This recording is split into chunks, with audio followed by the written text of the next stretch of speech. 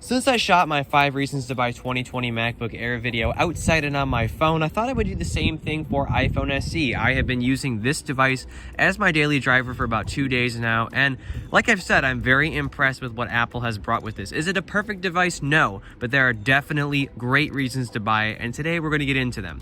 But before we continue here, I'd really appreciate it if you'd leave a like on this video, comment if you have any questions, suggestions, or opinions, as the YouTube algorithm likes that and will help push my videos to more people. And if you are a recurring viewer, be sure to click the bell icon and enable all notifications, as it does help the channel out a lot. So I apologize for the birds and the wind, and I think there was a train a minute ago, but we're going to continue on with this video here. Reason number one, while the iPhone SE has a somewhat outdated design, like it has the iPhone 8 screen and everything, it's clean and it feels high quality. I mean, I'm really happy with the way it turned out. The back glass just looks really premium, like I said, and minimal and simplistic. And I think Apple made a smart move. If they want to save money producing this, they went with something old and tried and true. And yeah, I mean, I just enjoy using this device. While the display isn't the best on the market right now, it's from 2014 for crying out loud, this device feels nice in the hand, and it does feel like an Apple product despite the fact that it is only $400. And why is there a f***ing plane going above me right now? Ugh, a plane crash now? What is that sound? What the f***? The wind starts, the planes start passing by. What's next? A shotgun blast? Reason number three, this device is compact, and this has been kind of a trait of the SE since its launch in 2016.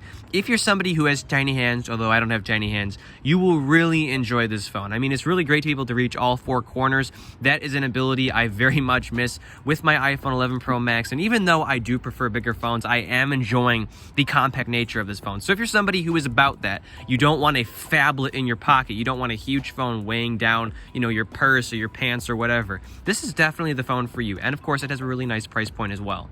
I swear to God, it's like Saruman is summoning the wind. Yes, I love wind. I love noise. I love wind. It's my favorite.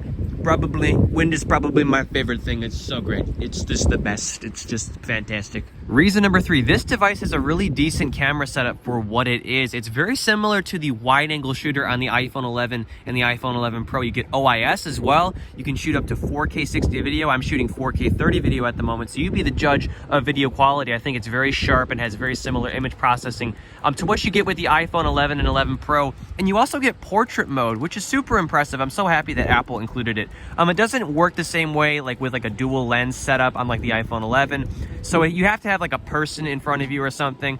So it doesn't work on objects. But if I take a selfie here, I'll show you real quick. Let's see if it'll pick me up. Oops. There we go. Maybe you can't see this, but here I am with my hair in my face. And I'll take a selfie. So not the best photo of me, but here we are.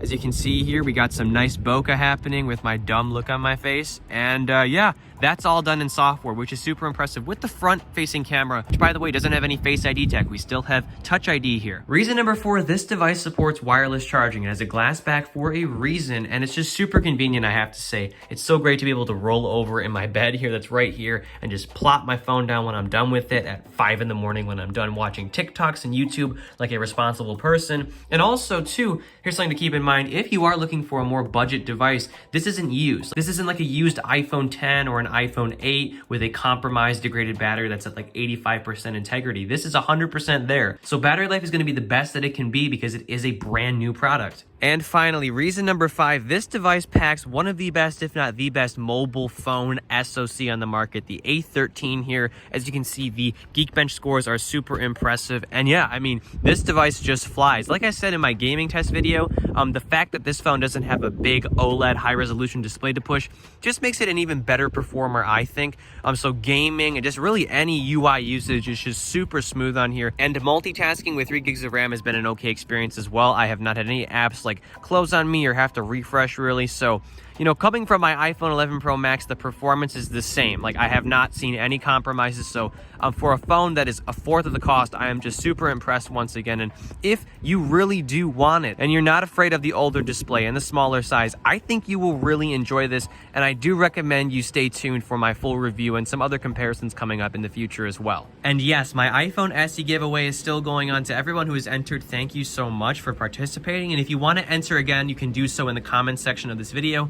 And if you haven't already, all you have to do is leave a like on this video, share it with somebody who you think will like it, subscribe to the channel and click the bell icon and enable all notifications. And then lastly, leave me a comment as to why iPhone SE 2020 makes you so excited. Like, what aspects of this phone would make it so great for your own individual usage case. And that about wraps things up here. I hope this video was helpful. I'm now shooting with the front camera on the iPhone SE at HD 30, so you let me know how this looks and sounds. I'd really appreciate it if you leave a like on this video, comment if you have any questions, suggestions, or opinions, and of course, subscribe for more content like this. And as always, I'm Noah, and I will catch you all in the next one.